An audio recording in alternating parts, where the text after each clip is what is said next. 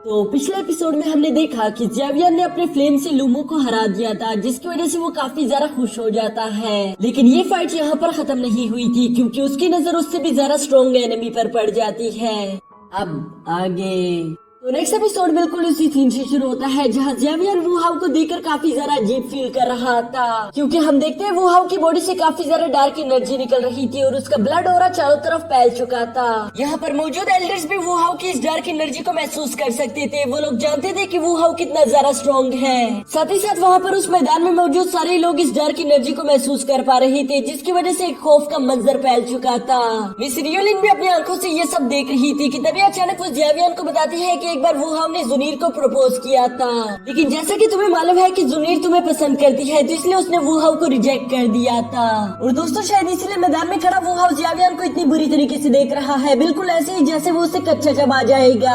यहाँ जेवियर जुनीर का हाथ पकड़ते हुए उससे कहता है कि तुम फिक्र मत करो, मैं तुम्हें यकीन दिलवाता हूँ कि तुमने कुछ भी गलत नहीं किया, बल्कि मैं यहाँ पर इन सबको हराकर खुद को साबित करूंगा कि मैं तुम्हारे लायक हूँ। यहाँ ये दोनों इसी तरह की बातें कर रहे थे, जबकि दूसरी तरफ एल्डर कह देते हैं कि इस मैच को शुरू किया जाए, जिस पर हम देखते हैं कि वो हाउ के ओपिनियन को काफी ज्यादा डर लग रहा था, लेकिन वो खुद के डर पे काबू करते हुए बड़ी तेजी के साथ आगे बढ़ते हुए वो हाउ पर अटैक करना शुरू कर देता है। लेकिन यहाँ पर उसका एक भी अटैक वो हाउ को टच नहीं कर पाता, क्योंकि उसकी रफ्तार काफी ज्यादा तेज थी। वो बड़ी तेजी के साथ मूव करते हुए उसके पीछे आ जाता है। साथ ही साथ हम देखते हैं कि वो हाउ ने अपने हैवी सोर्ड से उस पर एक जोरदार अटैक कर दिया था, जिसकी वजह से उसके हाथ बुरी तरीके से कांप रहे थे। पर इसके बावजूद भी वो हाउ रुकता नहीं, बल्कि वो मौके का फायदा उठाते हुए बड़ी तेजी के साथ आगे मूव करते हुए उस पर अपना फाइनल अटैक कर देता है, जिसकी वजह से उसका ओपिनियन बुरी तरीके से हार चुका था। और यहाँ पर एल्डर उसे विनर घोषित कर देते हैं। विनर बनने के बाद अचानक से हम देखते हैं कि वो हाउ ने अपनी तलवार को जेवियर की तरफ पॉइंट कर दिया था और वो उसे यहाँ पर फाइट के लिए भी चैलेंज कर देता है, जिस पर हम देखते हैं कि जेवियर भी चुप नहीं रहता, बल्कि वो खड़ा होकर अपनी डो की पावर को अनलीश कर लेता है। वो भी फाइट के लिए पूरी तरह से तैयार हो गया था।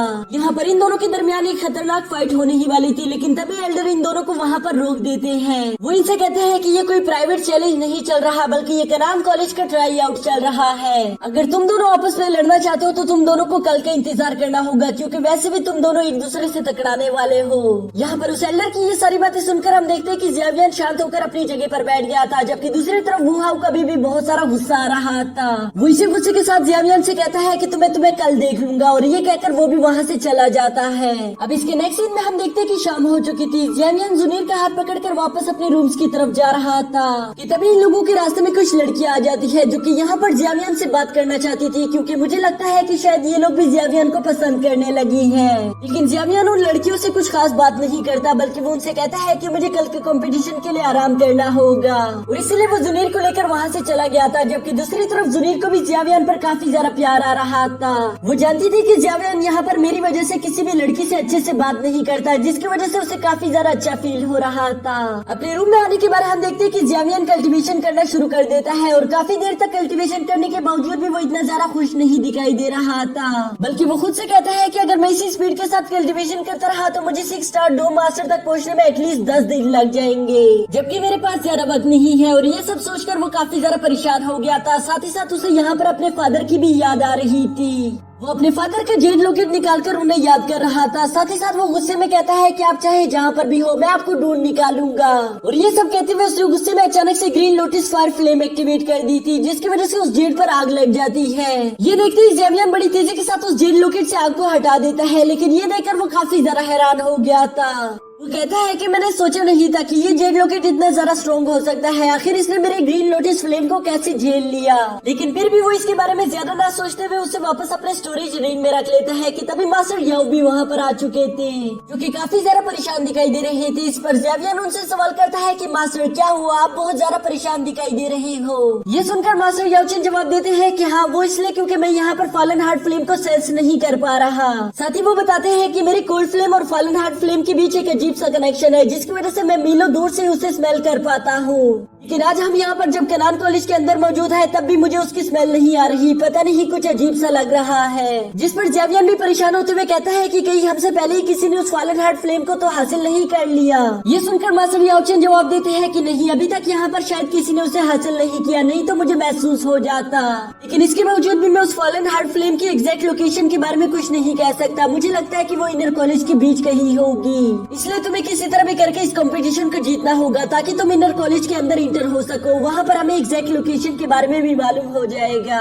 ये सुनने के बाद जियावियन कहता है कि ठीक है मास्टर, आप बिल्कुल फिक्र मत करो, मैं आपको निराश नहीं करूंगा। और इसी के साथ सीन शिफ्ट होकर नेक्स्ट डे के कंपटीशन पर आ जाता है, जहाँ पर इस बार जियावियन देखता है कि आज पहले से बहुत सारे लोग उस कंपटीशन को देखने के लिए आए थे। ये देखकर वो थोड़ा सा हैरान भी हो गया था, जिस पर मिस रियोलिन उसे बताती है कि आज के दिन यहाँ पर लोग ज्यादा इसलिए मौजूद है क्योंकि आज के कंपटीशन काफी ज्यादा मजेदार होंगे। आज यहाँ पर कनान कॉलेज के टॉप 20 रेसिपल आपस में फाइट करेंगे, जिसके फाइट को देखने में काफी ज्यादा मजा आएगा और शायद इसलिए आज यहाँ पर लोगों की तादाद भी ज्यादा मौजूद है। यहाँ पर मिस रियोलिन ये सब बता ही रही थी कि तभी अचानक वहाँ पर वाइस प्रेसिडेंट जिया भी आ जाती है, जो कि ज़नीर को यहाँ पर चीयर अप करने के लिए आई थी। वो उसे टॉप 5 तक पहुँचने के लिए गुड लक कह देती है, जबकि साथ ही साथ उसे यहाँ पर जियावियन पर काफी ज्यादा गुस्सा आ रहा था, क्योंकि वो अपने दिल में सोच रही थी कि पता नहीं ये किस तरह का अजीब इंसान है जो कि हर वक्त ज़नीर से चिपकता रहता है।